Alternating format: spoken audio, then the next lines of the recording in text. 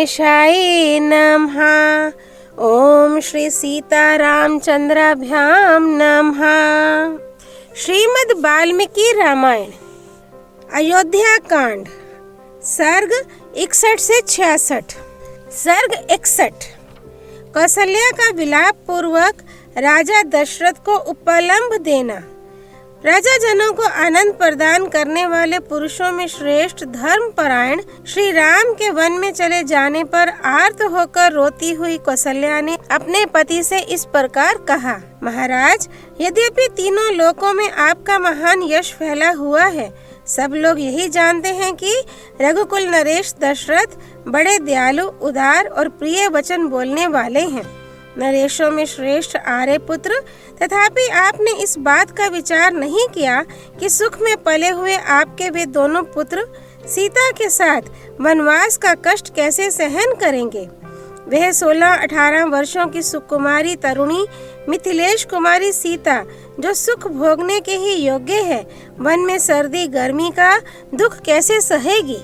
विशाल लोचना सीता सुंदर व्यंजनों से युक्त सुंदर स्वादिष्ट अन्न भोजन किया करती थी। अब वह जंगल की तिन्नी के चावल का सूखा भात कैसे खाएगी। जो मांगलिक वस्तुओं से संपन्न रहकर सदा गीत और वाद्य की मधुर ध्वनि सुना करती थी, वही जंगल में मांस भक्षी सिंहों का अशोभन अमंगलकारी शब्द कैसे सुन सकेगी। जो इंद्रध्वज के समान समस्त लोकों के लिए उत्सव प्रदान करने वाले थे, वे महाबली महाबाहु श्री राम अपनी परिघ जैसी मोटी बाह का तकिया लगाकर कहाँ सोते होंगे।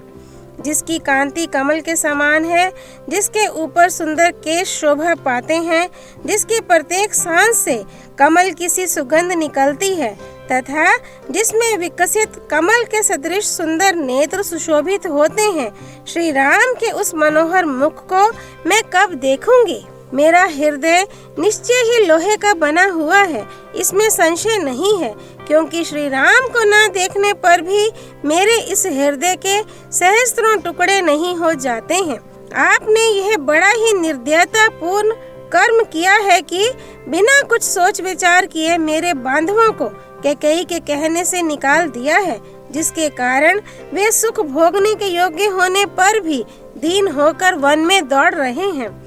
यदि 15वें वर्ष में श्री रामचंद्र पुनः वन से लौटें तो भरत उनके लिए राज्य और खजाना छोड़ देंगे, ऐसी संभावना नहीं दिखाई देती। कहते हैं कुछ लोग श्राद्ध में पहले अपने बांधवों दोहित्र आदि को ही भोजन करा देते हैं, उसके बाद कृतकृत्य होकर निमंत्रित श्रेष्ठ ब्राह्मणों की ओर ध्यान देते हैं। परंतु वहाँ जो गुणवान एवं विद्वान देवतुल्य उत्तम ब्राह्मण होते हैं, वे पीछे अमृत भी परोसा गया हो तो उसको स्वीकार नहीं करते हैं। यद्यपि पहली पंक्ति में भी ब्राह्मण ही भोजन करके उठे होते हैं, तथापि जो श्रेष्ठ और विद्वान ब्राह्मण हैं, वे अपमान के भय से उस भुक्त शेष अन्न को उसी तरह ग्रहण नहीं कर पाते जैसे अच्छे बैल अपने सींग कटाने को नहीं तैयार होते हैं। महाराज, इसी प्रकार ज्येष्ठ और श्रेष्ठ भ्राता अपने छोटे भाई के भोगे हुए राज्य को कैसे ग्रहण करेंगे। वे उसका तिरस्कार त्याग क्यों नहीं कर देंगे। जैसे बाघ गीदड़ आदि दूसरे जंतुओं के लाए या खाए हुए भक्ष्य पदार्थ शिकार को खाना नहीं चाहता, इसी प्रकार पुरुष सिंह श्री राम दूसरों के चाटे भोगे हुए राज्य भोग को नहीं स्वीकार करेंगे। हविष्य घृत पुरोडाश कुश और खदिर खैर के यूप ये एक यज्ञ के उपयोग में आ जाने पर यातयाम उपभुक्त हो जाते हैं, इसलिए विद्वान इनका फिर दूसरे यज्ञ में उपयोग नहीं करते हैं। इसी प्रकार निसार सुरा और भुक्ता विशिष्ट यज्ञ संबंधी सोमरस की भांति इस भोगे हुए राज्य को श्री राम नहीं ग्रहण कर सकते।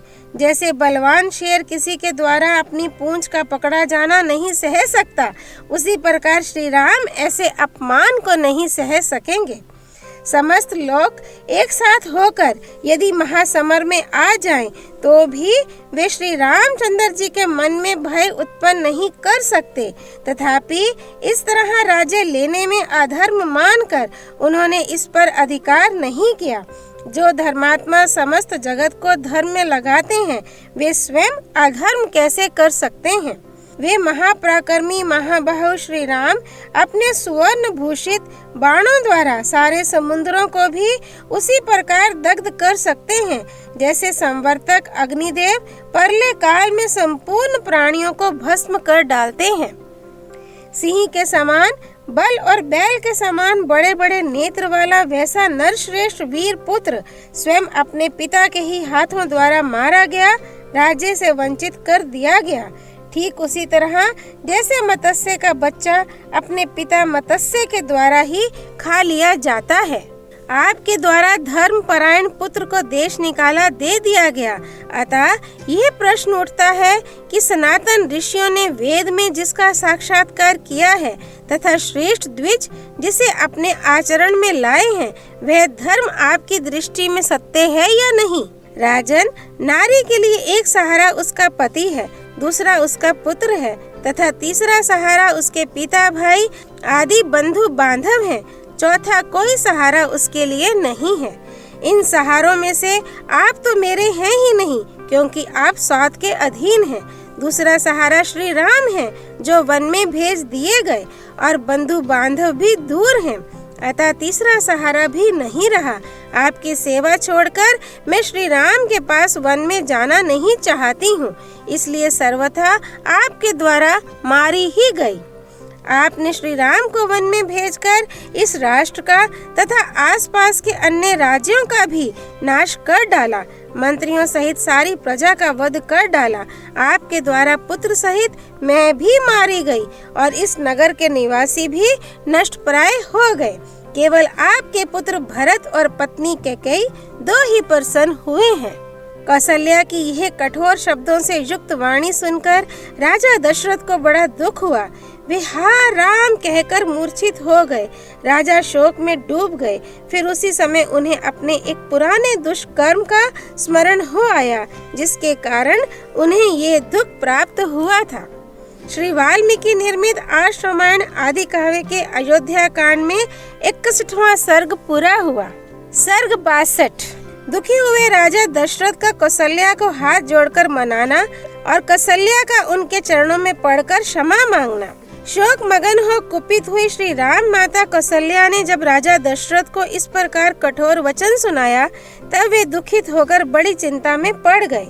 चिंतित होने के कारण राजा की सारी इंद्रियां मोह से आच्छन्न हो गईं।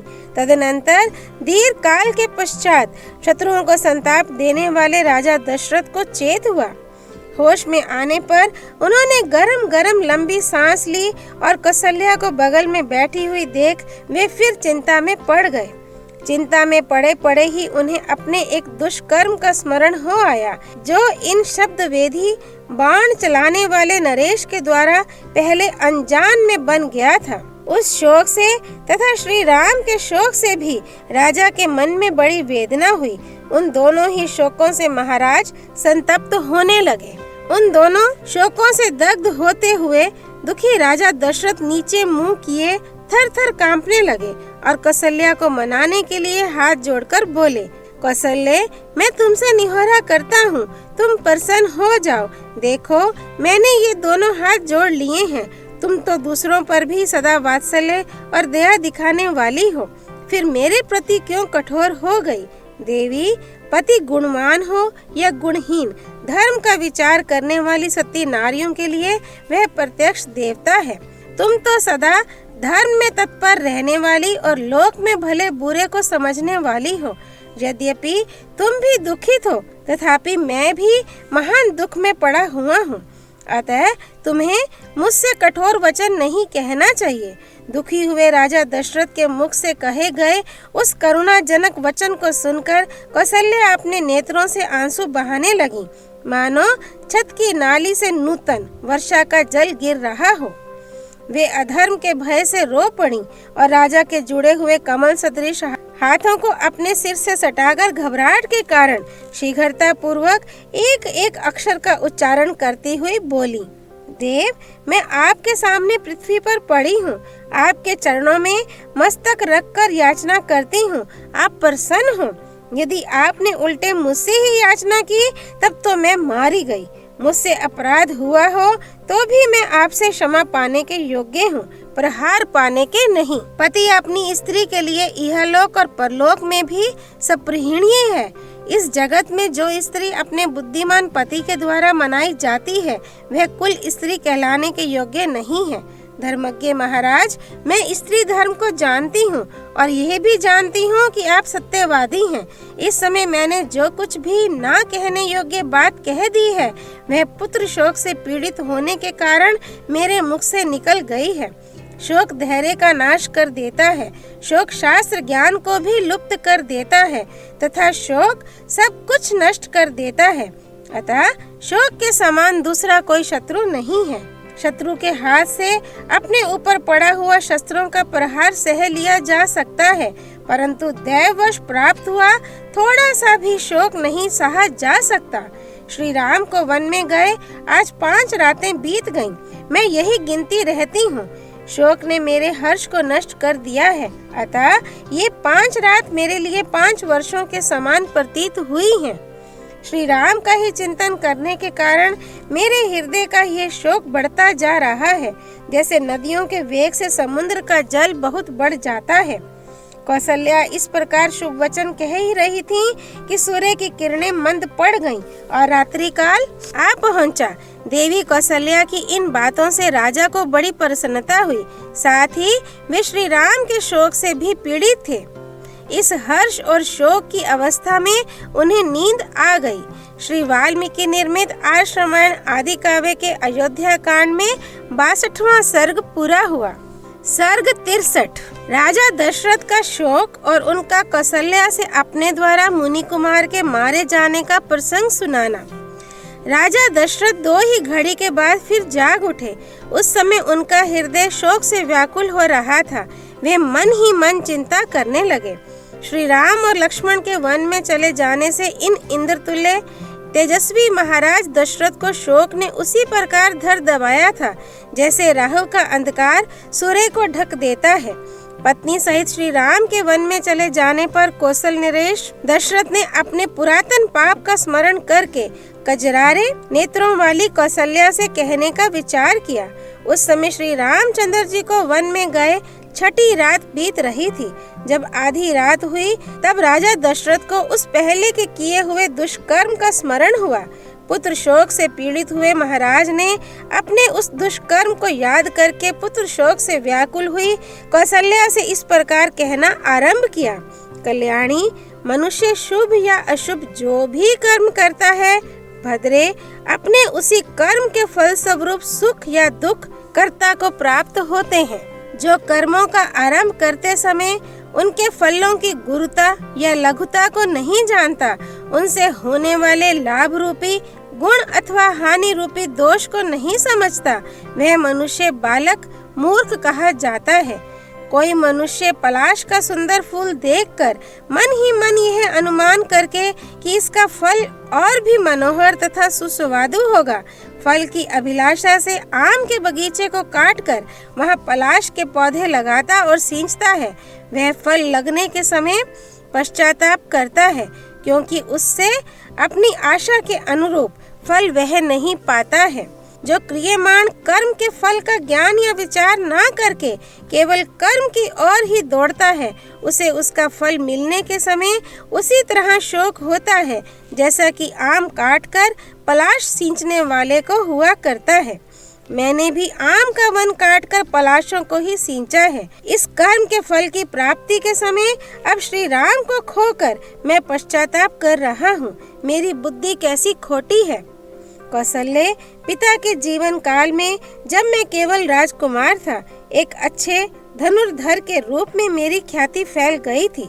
सब लोग यही कहते थे कि राजकुमार दशरथ शब्द वेदी बाण चलाना जानते हैं। इसी ख्याति में पढ़कर मैंने यह एक पाप कर डाला था जिसे अभी बताऊंगा। देवी, उस अपने ही किए हुए को कर्म का फल मुझे इस महान दुख के रूप में प्राप्त हुआ है। जैसे कोई बालक अज्ञानवश विष खा ले तो उसे भी वह विष मार ही डालता है। उसी प्रकार मोह या अज्ञानवश किए हुए दुष्कर्म का फल भी यहाँ मुझे भोगना पड़ रहा है। जैसे दूसरा कोई गंवार मनुष्य पलाश के फूलों पर ही मोहित हो उसके कड़वे फल को नहीं जानता, उसी प्रकार मैं भी शब्द वेदी बाण विद्या की प्रशंसा सुनकर उस पर लट्टू हो गया। उसके द्वारा ऐसा क्रूरतापूर्ण पाप कर्म बन सकता है और ऐसा भयंकर फल प्राप्त हो सकता है, इसका ज्ञान मुझे नहीं हुआ।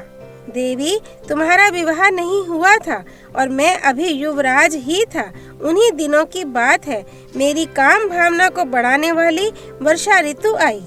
सूर्य देव पृथ्वी के रसों को सुखाकर और जगत को अपनी किरणों से भली भांति संतप्त करके, जिसमें यमलोक वर्ती प्रेत विचरा करते हैं, उस भयंकर दक्षिण दिशा में संचरण करते थे। सब और सज्जल मेघ दृष्टिगोचर होने लगे और गर्मी तत्काल शांत हो गई। इससे समस्त मेंढकों, चातकों और मयूरों में हर्ष छा गया। पक्षियों की पांखें ऊपर से भीग गई थीं। वे नहा उठे थे और बड़ी कठिनाई से उन वृक्षों तक पहुंच पाते थे, जिनकी डालियों के अग्रभाग वर्षा और वायु के झोंकों से झूम रहे थे। गिरे हुए और बारंबार गिरते हुए जल से आच्छादित हुआ मतवाला हाथी तरंग रहित प्रशांत समुद्र तथा भीगे पर्वत के समान प्रतीत होता था। पर्वतों से गिरने वाले स्रोत या झरने निर्मल होने पर भी पर्वतीय धातुओं के संपर्क से श्वेत, लाल और भस्म युक्त होकर सर्पों की भांति कुटिल गति से बह रहे थे। वर्षा ऋतु के उस अत्यंत सुखद सुहावने समय में मैं धनुष बाण लेकर रथ पर सवार होकर शिकार खेलने के लिए सरयू नदी के तट पर गया। मेरी इंद्रियां मेरे वश में नहीं थी। मैंने सोचा था कि पानी पीने के घाट पर रात के समय जब कोई उपद्रवकारी भैंसा, मतवाला हाथी अथवा सिंह, व्याघ्र आदि दूसरा कोई हिंसक जंतु आवेगा तो उसे मारूंगा। उस समय वहाँ सब और अंधकार छा रहा था। मुझे अकस्मात पानी में घड़ा भरने की आवाज सुनाई पड़ी। मेरी दृष्टि तो वहाँ तक पहुँचती नहीं थी, किंतु वह आवाज मुझे हाथी के पानी पीते समय होने वाले शब्द के समान जान पड़ी। तब मैंने यह समझकर कि हाथी ही अपनी सूंड में पानी खींच रहा होगा, अतः वही मेरे बाण का निशाना बनेगा। तरकस से एक तीर निकाला और उस शब्द को लक्ष्य करके चला दिया। वह दीप्तिमान बाण विषधर सर्प के समान भयंकर था। वह उषा काल की वेला थी। विषैले सर्प के सदृश उस तीखे बाण को मैंने ज्यों ही छोड़ा, त्यों ही वह पानी में गिरते हुए किसी वनवासी का हाहाकार मुझे स्पष्ट रूप से सुनाई दिया। मेरे बाण से उसके मर्म में बड़ी पीड़ा हो रही थी। उस पुरुष के धराशायी हो जाने पर वहाँ यह मानव वाणी प्रकट हुई, सुनाई देने लगी। आहा, मेरे जैसे तपस्वी पर शस्त्र का प्रहार कैसे संभव हुआ? मैं तो नदी के इस एकांत तट पर रात में पानी लेने के लिए आया था। किसने मुझे बाण मारा है? मैंने किसका क्या बिगाड़ा था? मैं तो सभी जीवों को पीड़ा देने की वृत्ति का त्याग करके ऋषि जीवन बिताता था। वन में रहकर जंगली फल मूलों से ही जीविका चलाता था। मुझ जैसे निरपराध मनुष्य का शस्त्र से वध क्यों किया जा रहा है? मैं वल्कल और मृग चर्म पहनने वाला जटाधारी तपस्वी हूँ। मेरा वध करने में किसने अपना क्या लाभ सोचा होगा? मैंने मारने वाले का क्या अपराध किया था? मेरी हत्या का प्रयत्न व्यर्थ ही किया गया। इससे किसी को कुछ लाभ नहीं होगा, केवल अनर्थ ही हाथ लगेगा। इस हत्यारे को संसार में कहीं भी कोई उसी तरह अच्छा नहीं समझेगा जैसे गुरु पत्नी गामी को।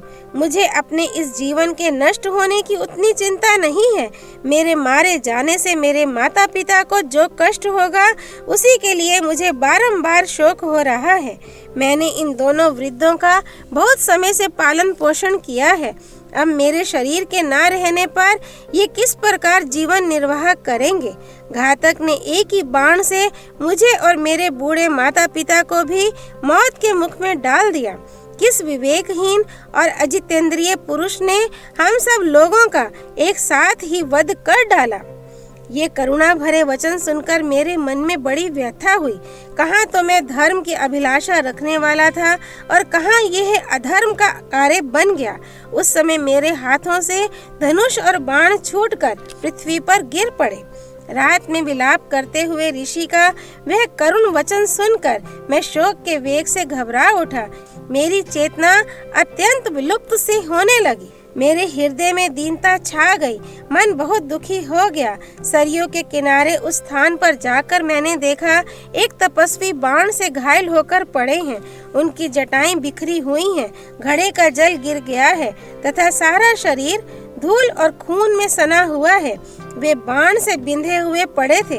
उनकी अवस्था देखकर मैं डर गया। मेरा चित्त ठिकाने नहीं था। उन्होंने दोनों नेत्रों से मेरी ओर इस प्रकार देखा मानो अपने तेज से मुझे भस्म कर देना चाहते हों। वे कठोर वाणी में यूं बोले, राजन, वन में रहते हुए मैंने तुम्हारा कौन सा अपराध किया था जिससे तुमने मुझे बाण मारा? मैं तो माता पिता के लिए पानी लेने की इच्छा से यहाँ आया था। तुमने एक ही बाण से मेरा मर्म विदीर्ण करके मेरे दोनों अंधे और बूढ़े माता पिता को भी मार डाला। वे दोनों बहुत दुबले और अंधे हैं। निश्चय ही प्यास से पीड़ित होकर वे मेरी प्रतीक्षा में बैठे होंगे। वे देर तक मेरे आगमन की आशा लगाए दुखदायिनी प्यास लिए बाट जोहते रहेंगे। अवश्य ही मेरी तपस्या अथवा शास्त्र ज्ञान का कोई फल यहाँ प्रकट नहीं हो रहा है, क्योंकि पिताजी को ये नहीं मालूम है कि मैं पृथ्वी पर गिरकर मृत्यु शैया पर पड़ा हुआ हूँ। यदि जान भी लें तो क्या कर सकते हैं, क्योंकि असमर्थ हैं और चल फिर भी नहीं सकते हैं। जैसे वायु आदि के द्वारा तोड़े जाते हुए वृक्ष को कोई दूसरा वृक्ष नहीं बचा सकता, उसी प्रकार मेरे पिता भी मेरी रक्षा नहीं कर सकते। अतः रघुकुल नरेश, अब तुम ही जाकर शीघ्र ही मेरे पिता को ये समाचार सुना दो। यदि स्वयं कह दोगे तो जैसे प्रज्वलित अग्नि समूचे वन को जला डालती है, उस प्रकार वे क्रोध में भरकर तुमको भस्म नहीं करेंगे।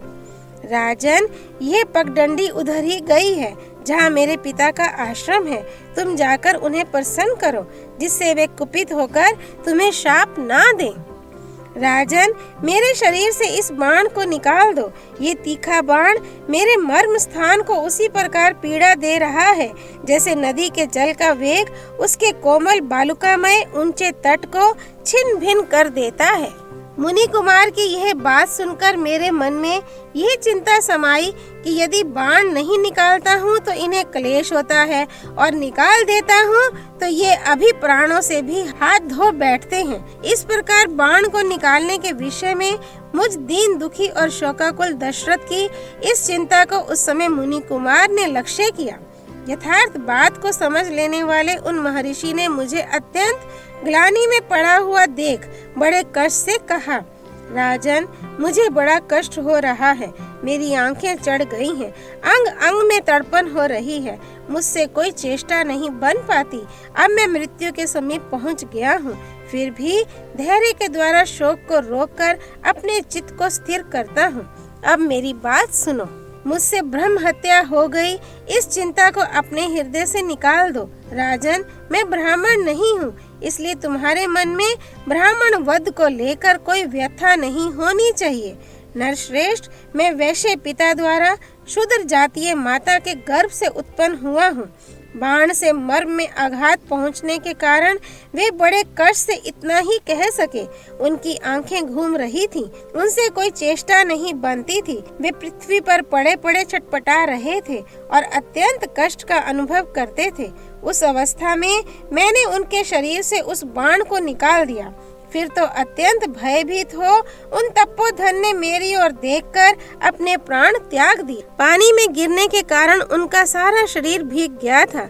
मर्म में आघात लगने के कारण बड़े कष्ट से विलाप करके और बारंबार उच्छ्वास लेकर उन्होंने प्राणों का त्याग किया था।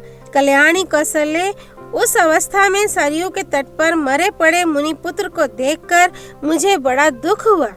श्री वाल्मीकि निर्मित आर्ष रामायण आदि काव्य के अयोध्या कांड में 63वां सर्ग पूरा हुआ। सर्ग 64। राजा दशरथ का अपने द्वारा मुनि कुमार के वध से दुखी हुए उनके माता पिता के विलाप और उनके दिए हुए शाप का प्रसंग सुनाकर कौशल्या के समीप रोते बिलखते हुए आधी रात के समय अपने प्राणों को त्याग देना। उन महर्षि के अनुचित वध का स्मरण करके धर्मात्मा रघुकुल नरेश ने अपने पुत्र के लिए विलाप करते हुए ही रानी कौशल्या से इस प्रकार कहा, देवी, अनजान में यह महान पाप कर डालने के कारण मेरी सारी इंद्रियां व्याकुल हो रही थीं। मैं अकेला ही बुद्धि लगाकर सोचने लगा अब किस उपाय से मेरा कल्याण हो। तदनंतर उस घड़े को उठाकर मैंने सरयू के उत्तम जल से भरा और उसे लेकर मुनि कुमार के बताए हुए मार्ग से उनके आश्रम पर गया। वहां पहुंचकर मैंने उनके दुबले, अंधे और बूढ़े माता पिता को देखा, जिनका दूसरा कोई सहायक नहीं था। उनकी अवस्था पंख कटे हुए दो पक्षियों के समान थी। वे अपने पुत्र की ही चर्चा करते हुए उसके आने की आशा लगाए बैठे थे। उस चर्चा के कारण उन्हें कुछ परिश्रम या थकावट का अनुभव नहीं होता था। यद्यपि मेरे कारण उनकी वह आशा धूल में मिल चुकी थी, तो भी वे उसी के आश्रय बैठे थे। अब वे दोनों सर्वथा अनाथ से हो गए थे। मेरा हृदय पहले से ही शोक के कारण घबराया हुआ था। भय से मेरा होश ठिकाने नहीं था। मुनि के आश्रम पर पहुंचकर मेरा वह शोक और भी अधिक हो गया। मेरे पैरों की आहट सुनकर वे मुनि इस प्रकार बोले, बेटा, देर क्यों लगा रहे हो? शीघ्र पानी ले आओ। तात, जिस कारण से तुमने बड़ी देर तक जल में क्रीड़ा की है, उसी कारण को लेकर तुम्हारी यह माता तुम्हारे लिए उत्कंठित हो गई है। अतः शीघ्र ही आश्रम के भीतर प्रवेश करो। बेटा तात, यदि तुम्हारी माता ने अथवा मैंने तुम्हारा कोई अप्रिय किया हो तो उससे तुम्हें अपने मन में नहीं लाना चाहिए, क्योंकि तुम तपस्वी हो। हम असहाय हैं, तुम ही हमारे सहायक हो। हम अंधे हैं, तुम ही हमारे नेत्र हो। हम लोगों के प्राण तुम ही में अटके हुए हैं। बताओ, तुम बोलते क्यों नहीं हो? मुनि को देखते ही मेरे मन में भय सा समा गया। मेरी जबान लड़खड़ाने लगी। कितने अक्षरों का उच्चारण नहीं हो पाता था। इस प्रकार अस्पष्ट वाणी में मैंने बोलने का प्रयास किया। मानसिक भय को बाहरी चेष्टाओं से दबाकर मैंने कुछ कहने की क्षमता प्राप्त की और मुनि पर पुत्र की मृत्यु से जो संकट आ पड़ा था वह उन पर प्रकट करते हुए कहा, महात्मन, मैं आपका पुत्र नहीं, दशरथ नाम का एक क्षत्रिय हूँ। मैंने अपने कर्मवश यह ऐसा दुख पाया है जिसकी सत्पुरुषों ने सदा निंदा की है। भगवान, मैं धनुष बाण लेकर सरयू के तट पर आया था। मेरे आने का उद्देश्य यह था कि कोई जंगली हिंसक पशु अथवा हाथी घाट पर पानी पीने के लिए आवे तो मैं उसे मारूं। थोड़ी देर बाद मुझे जल में घड़ा भरने का शब्द सुनाई पड़ा। मैंने समझा कोई हाथी आकर पानी पी रहा है, इसलिए उस पर बाण चला दिया। फिर सरयू के तट पर जाकर देखा कि मेरा बाण एक तपस्वी की छाती में लगा है और वे मृत प्राय होकर धरती पर पड़े हैं। उस बाण से उन्हें बहुत पीड़ा हो रही थी। अतः उस समय उन्हीं के कहने से मैंने सहसा वह बाण उनके मर्म स्थान से निकाल दिया। बाण निकलने के साथ ही वे तत्काल स्वर्ग सिधार गए। मरते समय उन्होंने आप दोनों पूजनीय अंधे पिता माता के लिए बड़ा शोक और विलाप किया था। इस प्रकार अनजान में मेरे हाथ से आपके पुत्र का वध हो गया है। ऐसी अवस्था में मेरे प्रति जो शाप या अनुग्रह शेष हो उसे देने के लिए आप महर्षि मुझ पर प्रसन्न हो। मैंने अपने मुंह से अपना पाप प्रकट कर दिया था, इसलिए मेरी क्रूरता से भरी हुई वह बात सुनकर भी वे पूज्य पाद महर्षि मुझे कठोर दंड, भस्म हो जाने का शाप नहीं दे सके। उनके मुख पर आंसुओं की धारा बह चली और वे शोक से मूर्छित होकर दीर्घ निश्वास लेने लगे। मैं हाथ जोड़े उनके सामने खड़ा था। उस समय उन महातेजस्वी मुनि ने मुझसे कहा, राजन, यदि यह अपना पाप कर्म तुम स्वयं यहाँ आकर ना बताते तो शीघ्र ही तुम्हारे मस्तक के सैकड़ों हजारों टुकड़े हो जाते। नरेश्वर, यदि क्षत्रिय जानबूझकर विशेषता किसी वानप्रस्थी का वध कर डाले तो वह वज्रधारी इंद्र ही क्यों ना हो, वह उसे अपने स्थान से भ्रष्ट कर देता है। तपस्या में लगे हुए वैसे ब्रह्मवादी मुनि पर जानबूझकर शस्त्र का प्रहार करने वाले पुरुष के मस्तक के 7 टुकड़े हो जाते हैं। तुमने अनजान में यह पाप किया है, इसीलिए अभी तक जीवित हो।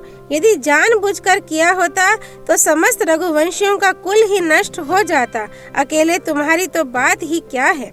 उन्होंने मुझसे यह भी कहा, नरेश्वर, तुम हम दोनों को उस स्थान पर ले चलो जहाँ हमारा पुत्र मरा पड़ा है।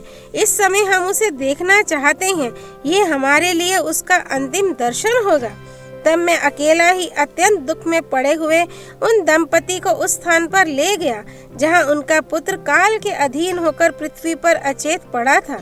उसके सारे अंग खून से लथपथ हो रहे थे, मृग चर्म और वस्त्र बिखरे पड़े थे। मैंने पत्नी सहित मुनि को उनके पुत्र के शरीर का स्पर्श कराया। वे दोनों तपस्वी अपने उस पुत्र का स्पर्श करके उसके अत्यंत निकट जाकर उसके शरीर पर गिर पड़े। फिर पिता ने पुत्र को संबोधित करके उससे कहा, बेटा, आज तुम मुझे ना तो प्रणाम करते हो और ना मुझसे बोलते ही हो। तुम धरती पर क्यों सो रहे हो? क्या तुम हमसे रूठ गए हो? बेटा, यदि मैं तुम्हारा प्रिय नहीं हूँ तो तुम अपनी इस धर्मात्मा माता की ओर तो देखो। तुम इसके हृदय से क्यों नहीं लग जाते हो? वत्स, कुछ तो बोलो। अब पिछली रात में मधुर स्वर से शास्त्र या पुराण आदि अन्य किसी ग्रंथ का विशेष रूप से स्वाध्याय करते हुए किसके मुंह से मैं मनोरम शास्त्र चर्चा सुनूंगा? अब कौन स्नान, संध्योपासना तथा अग्निहोत्र करके मेरे पास बैठकर पुत्र शोक के भय से पीड़ित हुए मुझ बूढ़े को सांत्वना देता हुआ मेरी सेवा करेगा? अब कौन ऐसा है जो कंद, मूल और फल लाकर मुझ अकर्मण्य, अन्न संग्रह से रहित और अनाथ को प्रिय अतिथि की भांति भोजन कराएगा? बेटा, तुम्हारी ये तपस्विनी माता अंधी, बूढ़ी, दीन तथा पुत्र के लिए उत्कंठित रहने वाली है। मैं स्वयं अंधा होकर इसका भरण पोषण कैसे करूँगा? पुत्र, ठहरो, आज यमराज के घर ना जाओ। कल मेरे और अपनी माता के साथ चलना। हम दोनों शोक से आर्त, अनाथ और दीन हैं। तुम्हारे न रहने पर हम शीघ्र ही यमलोक की राह लेंगे। तदनंतर सूर्य पुत्र यमराज का दर्शन करके मैं उनसे यह बात कहूँगा, धर्मराज, मेरे अपराध को क्षमा करें और मेरे पुत्र को छोड़ दें, जिससे ये अपने माता पिता का भरण पोषण कर सके। ये धर्मात्मा है, महायशस्वी लोकपाल हैं। मुझ जैसे अनाथ को वह एक बार अभय दान दे सकते हैं। बेटा, तुम निष्पाप हो, किंतु एक पाप कर्मा क्षत्रिय ने तुम्हारा वध किया है। इस कारण मेरे सत्य के प्रभाव से तुम शीघ्र ही उन लोकों में जाओ जो अस्त्र योधी शूरवीरों को प्राप्त होते हैं। बेटा, युद्ध में पीठ ना दिखाने वाले शूरवीर सम्मुख युद्ध में मारे जाने पर जिस गति को प्राप्त होते हैं, उसी उत्तम गति को तुम भी जाओ। वत्स, राजा सगर, शैब्य, दिलीप, जन्मेजय, नहुष और धुंधुमार जिस गति को प्राप्त हुए हैं, वही तुम्हें भी मिले। स्वाध्याय और तपस्या से समस्त प्राणियों के आश्रयभूत जिस परब्रह्म की प्राप्ति होती है, वही तुम्हें भी प्राप्त हो। वत्स, भूमिदाता, अग्निहोत्री, एक पत्नी व्रती, 1000 गौओं का दान करने वाले, गुरु की सेवा करने वाले तथा महाप्रस्थान आदि के द्वारा देह त्याग करने वाले पुरुषों को जो गति मिलती है, वही तुम्हें भी प्राप्त हो। हम जैसे तपस्वियों के इस कुल में पैदा हुआ कोई पुरुष बुरी गति को नहीं प्राप्त हो सकता। बुरी गति तो उसकी होगी जिसने मेरे बांधव रूप तुम्हें अकारण मारा है। इस प्रकार वे दीन भाव से बारंबार विलाप करने लगे। तत्पश्चात अपनी पत्नी के साथ वे पुत्र को जलांजलि देने के कार्य में प्रवृत्त हुए।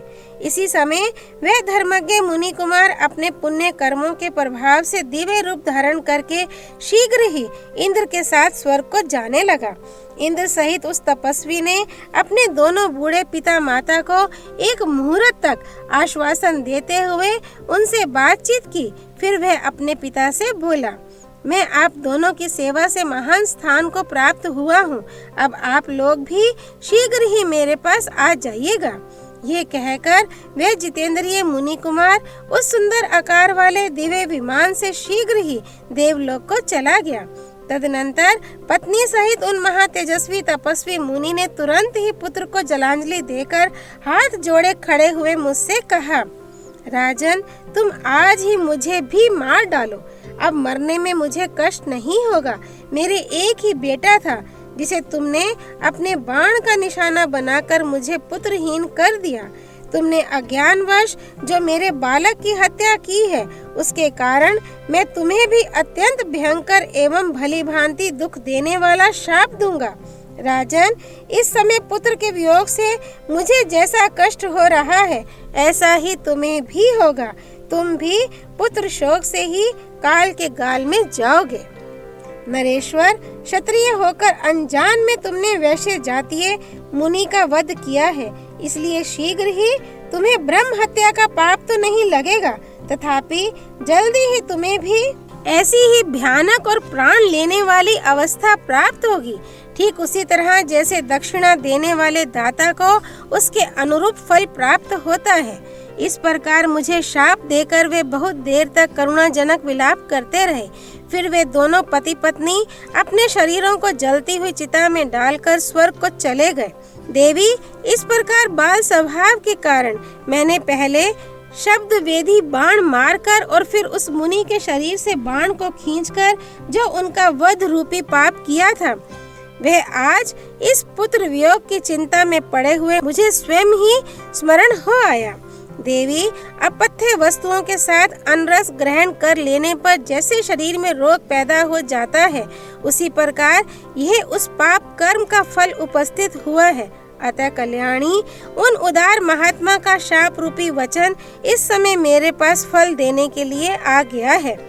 ऐसा कहकर वे भूपाल मृत्यु के भय से त्रस्त हो अपनी पत्नी से रोते हुए बोले, कौसल्य, अब मैं पुत्र शोक से अपने प्राणों का त्याग करूंगा। इस समय मैं तुम्हें अपनी आंखों से देख नहीं पाता हूँ, तुम मेरा स्पर्श करो। जो मनुष्य यमलोक में जाने वाले मरणासन होते हैं, वे अपने बांधव जनों को नहीं देख पाते हैं। यदि श्री राम आकर एक बार मेरा स्पर्श करें अथवा यह धन वैभव और युवराज पद स्वीकार कर लें, तो मेरा विश्वास है कि मैं जी सकता हूँ। देवी, मैंने श्री राम के साथ जो बर्ताव किया है वह मेरे योग्य नहीं था, परंतु श्री राम ने मेरे साथ जो व्यवहार किया है वह सर्वथा उन्हीं के योग्य है।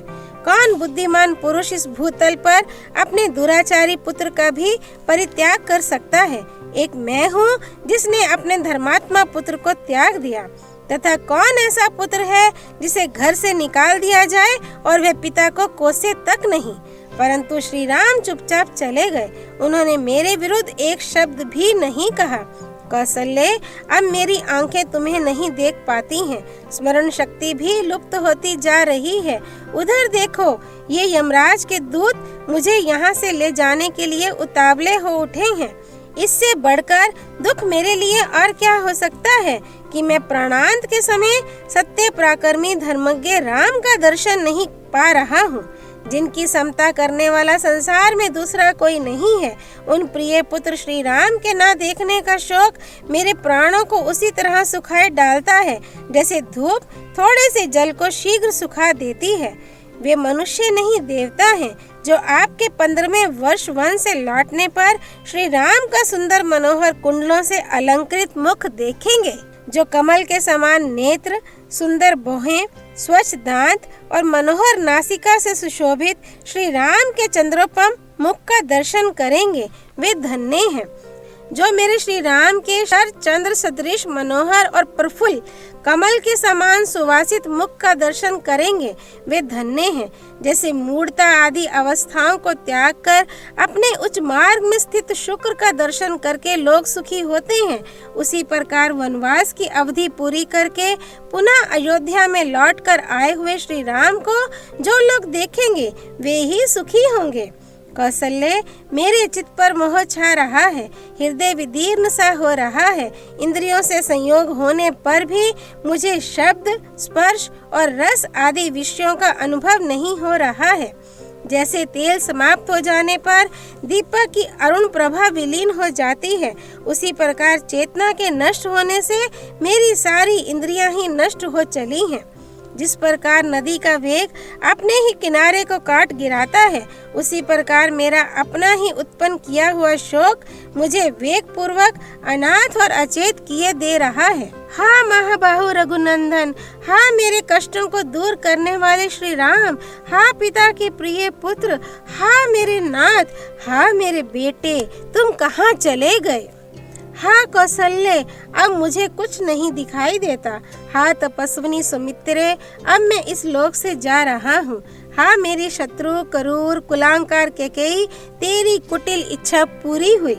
इस प्रकार श्री राम माता कौशल्या और सुमित्रा के निकट शोकपूर्ण विलाप करते हुए राजा दशरथ के जीवन का अंत हो गया।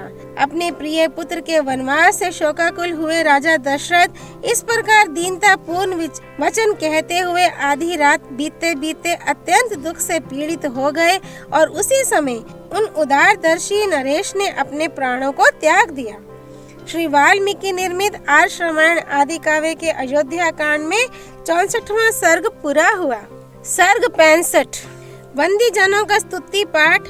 राजा दशरथ को दिवंगत हुआ जान उनकी रानियों का करुण विलाप। तदनंतर रात बीतने पर दूसरे दिन सवेरे ही बंदी जन महाराज की स्तुति करने के लिए राजमहल में उपस्थित हुए। व्याकरण ज्ञान से संपन्न अथवा उत्तम अलंकारों से विभूषित सूत, उत्तम रूप से वंश परंपरा का श्रवण कराने वाले मागध और संगीत शास्त्र का अनुशीलन करने वाले गायक अपने अपने मार्ग के अनुसार पृथक पृथक यशोगान करते हुए वहां आए। उच्च स्वर से आशीर्वाद देते हुए राजा की स्तुति करने वाले उन सूत, मागध आदि का शब्द राजमहलों के भीतरी भाग में फैलकर गूंजने लगा। वे सूतगण स्तुति कर रहे थे। इतने ही में पाणी वादक हाथों से ताल देकर गाने वाले वहां आए और राजाओं के बीते हुए अद्भुत कर्मों का बखान करते हुए ताल गति के अनुसार तालियां बजाने लगे। उस शब्द से वृक्षों की शाखाओं पर बैठे हुए तथा राजकुल में ही विचरने वाले पिंजड़े में बंद शुक आदि पक्षी जागकर चहचहाने लगे। शुक आदि पक्षियों तथा ब्राह्मणों के मुख से निकले हुए पवित्र शब्द, वीणाओं के मधुर नाद तथा गाथाओं के आशीर्वाद युक्त गान से वह सारा भवन गूंज उठा। तदनंतर सदाचारी तथा परिचर्या कुशल सेवक, जिनमें स्त्रियों और खोजों की संख्या अधिक थी, पहले की भांति उस दिन भी राजभवन में उपस्थित हुए।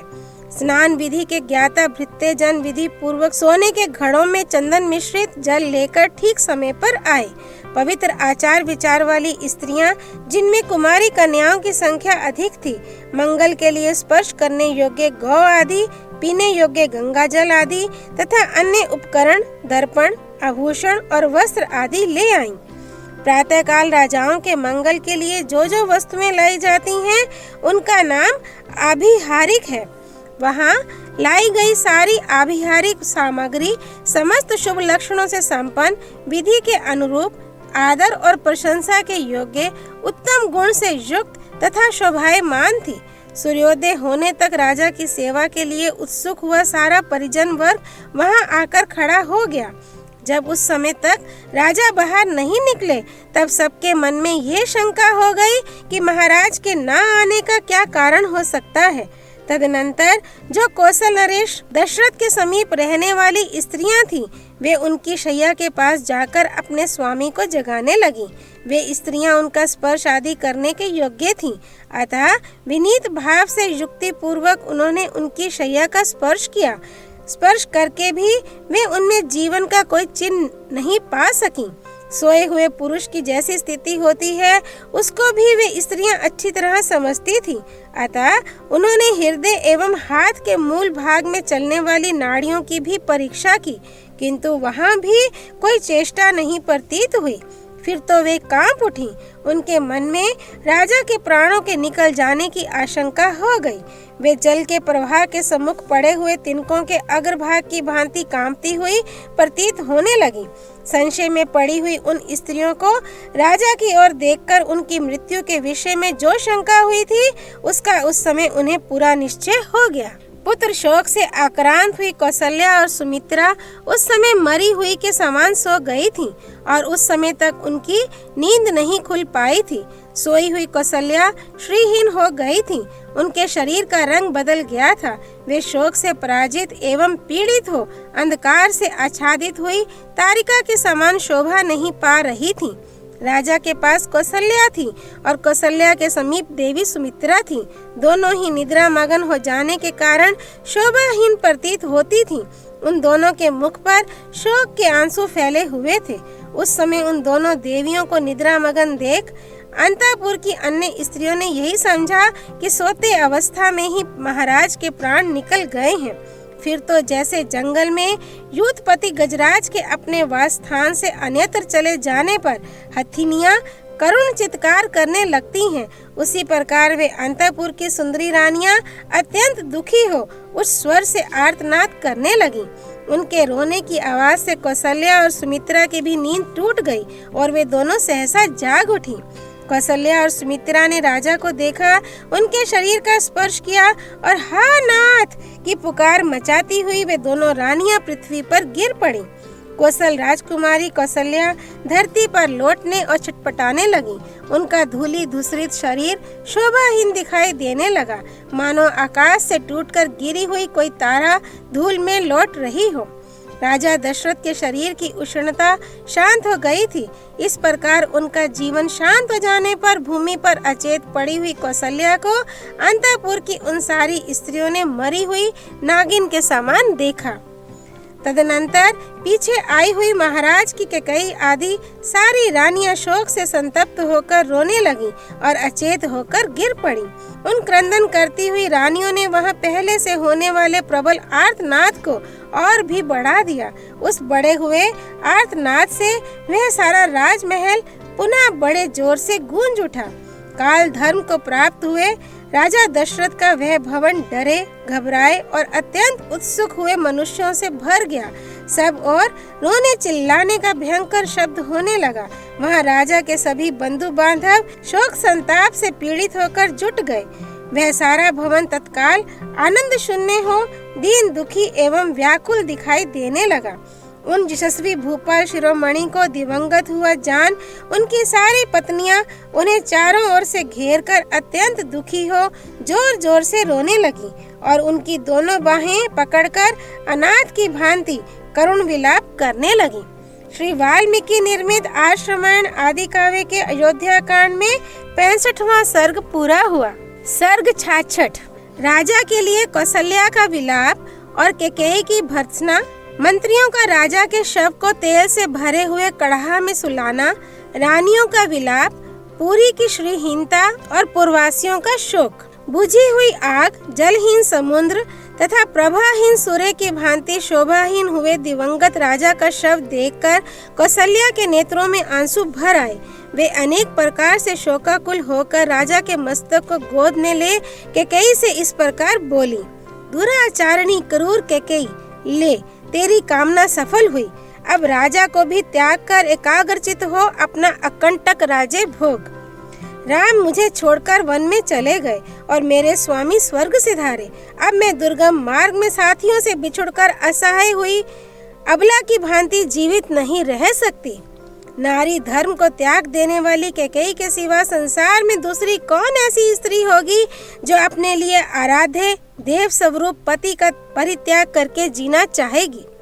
जैसे कोई धन का लोभी दूसरों को विष खिला देता है और उससे होने वाले हत्या के दोषों पर ध्यान नहीं देता, उसी प्रकार इस कैकेयी ने कुब्जा के कारण रघुवंशियों के इस कुल का नाश कर डाला। कैकेयी ने महाराज को अयोग्य कार्य में लगाकर उनके द्वारा पत्नी सहित श्री राम को वनवास दिलवा दिया। ये समाचार जब राजा जनक सुनेंगे तब मेरे ही समान उनको भी बड़ा कष्ट होगा। मैं अनाथ और विधवा हो गई। ये बात मेरे धर्मात्मा पुत्र कमल नयन श्री राम को नहीं मालूम है। वे तो यहाँ से जीते जी अदृश्य हो गए हैं। पति सेवा रूप मनोहर तप करने वाली विदेह राजकुमारी सीता दुख भोगने के योग्य नहीं है। वह वन में दुख का अनुभव करके उद्विग्न हो उठेगी। रात के समय भयानक शब्द करने वाले पशु पक्षियों की बोली सुनकर भयभीत हो सीता श्री राम की ही शरण लेगी, उन्हीं की गोद में जाकर छिपेगी। जो बूढ़े हो गए हैं, कन्याएं मात्र ही जिनकी संतति हैं, वे राजा जनक भी सीता की ही बारंबार चिंता करते हुए शोक में डूबकर अवश्य ही अपने प्राणों का परित्याग कर देंगे। मैं भी आज ही मृत्यु का वर्ण करूंगी। एक पतिव्रता की भांति पति के शरीर का आलिंगन करके चिता की आग में प्रवेश कर जाऊंगी। पति के शरीर को हृदय से लगाकर अत्यंत दुख से आर्त हो करुण विलाप करती हुई तपस्विनी कौशल्या को राजकाज देखने वाले मंत्रियों ने दूसरी स्त्रियों द्वारा वहां से हटवा दिया। फिर उन्होंने महाराज के शरीर को तेल से भरी हुई नाव में रखकर वशिष्ठ आदि की आज्ञा के अनुसार शव की रक्षा आदि अन्य सब राजकीय कार्यों की संभाल आरंभ कर दी।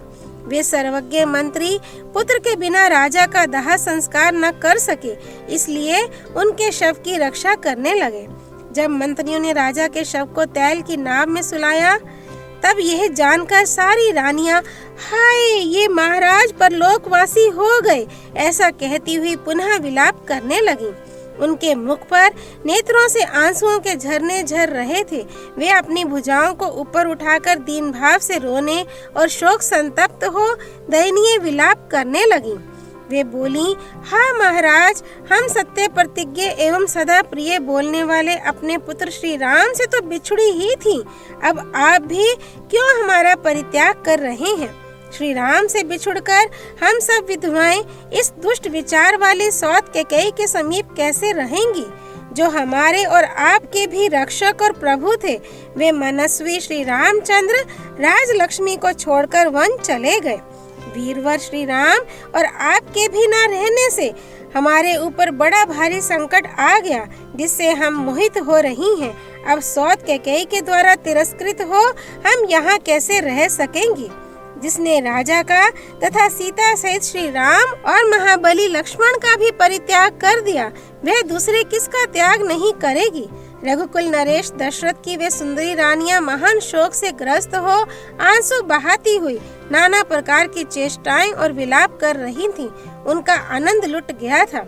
महामना राजा दशरथ से हीन हुई वह अयोध्यापुरी नक्षत्रहीन रात्रि और पति विहीना नारी की भांति श्रीहीन हो गई थी। नगर के सभी मनुष्य आंसू बहा रहे थे। कुलवती स्त्रियां हाहाकार कर रही थीं। चौराहे तथा घरों के द्वार सूने दिखाई देते थे। वहां झाड़ बुहार, लीपने पोतने तथा बलि अर्पण करने आदि की क्रियाएं नहीं होती थीं। इस प्रकार वह पूरी पहले की भांति शोभा नहीं पाती थी। राजा दशरथ शोकवश स्वर्ग से धारे और उनकी रानियां शोक से ही भूतल पर लौटती रहीं। इस शोक में ही सहसा सूर्य की किरणों का प्रचार बंद हो गया और सूर्य देव अस्त हो गए। तत्पश्चात अंधकार का प्रचार करती हुई रात्रि उपस्थित हुई। वहां पधारे हुए सुहृदों ने किसी भी पुत्र के बिना राजा का दाह संस्कार होना नहीं पसंद किया। अब राजा का दर्शन अचिंत्य हो गया। ये सोचते हुए उन सब ने उस तैलपूर्ण कढ़ा में उनके शव को सुरक्षित रख दिया। सूर्य के बिना प्रभाहीन आकाश तथा नक्षत्रों के बिना शोभाहीन रात्रि की भांति अयोध्यापुरी महात्मा राजा दशरथ से रहित हो श्रीहीन प्रतीत होती थी। उसकी सड़कों और चौराहों पर आंसुओं से अवरुद्ध कंठ वाले मनुष्यों की भीड़ एकत्र हो गई थी। झुंड के झुंड स्त्री और पुरुष एक साथ खड़े होकर भरत माता कैकेयी की निंदा करने लगे। उस समय महाराज की मृत्यु से अयोध्यापुरी में रहने वाले सभी लोग शोकाकुल हो रहे थे। कोई भी शांति नहीं पाता था। श्री वाल्मीकि निर्मित आर्ष रामायण आदि काव्य के अयोध्या कांड में 66वां सर्ग पूरा हुआ। सियापति रामचंद्र की जय। राम भक्त श्री हनुमान जी की जय। राम जन्मभूमि अयोध्यापुरी धाम की जय। सरयू नदी की जय। माँ गौरीपति देवों के देव महादेव भगवान शिव शंकर की जय। श्रीमद् वाल्मीकि रामायण की जय। महर्षि वाल्मीकि मुनि की जय। श्री हरि अर्पणमस्तु।